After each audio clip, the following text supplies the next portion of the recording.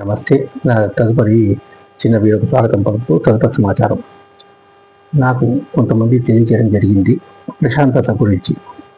నేను చిన్న చిట్కా ఉదాహరణతో ఒక సమాచారం తెలియజేశాను మీకు. ప్రశాంతత అంటే ఏ రంగంలో ఉన్నవారైనాను ఈ మధ్య బిజీగా ఉంటున్నారు అందరూ, వారి వారి ఒత్తిళ్లలో.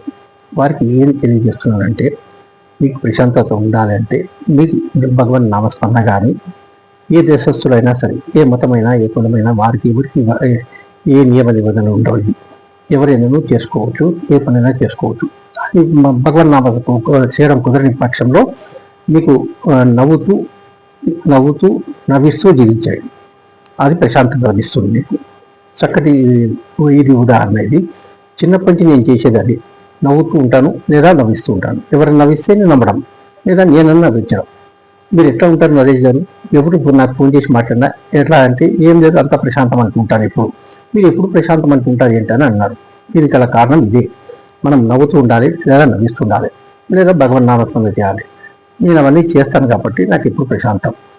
భగవన్ నామస్మరణ చేసినా చేయకపోయినా మీకు ఏ వీలైతే అవి, ఎట్లా వీలైతే అట్లా మీకు ప్రశాంతత ఉండాలంటే, ఎందుకంటే ఏ రంగంలో ఉన్నవారైనా సరే, ముఖ్యంగా మనం డాక్టర్లు కావచ్చు, మీరు రాజకీయ నాయకులు కావచ్చు, లేదా ఉద్యోగులు కావచ్చు, ఇక్కడ ఏ రంగంలో అయినా సరే, ఏ బిజీ ఉన్నాను మీకు ప్రశాంతత అనేది ఎక్కువ లేకుండా పోతుంది మాకు ఒత్తిడి వల్ల అనడం వల్ల నేను నా చిన్న చిట్కా ఇది ఒక ఉదాహరణగా చెప్పాను.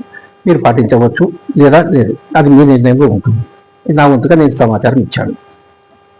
అందరికీ నా ప్రత్యేక ధన్యవాదాలు తెలియజేస్తున్నాను. నా స్వామివారం ఒకరికి ఈ అవకాశం కల్పించినందుకు నా ప్రత్యేక ధన్యవాదాలు తెలియజేస్తున్నాను. ఓం నమో వెంకటేశాయ.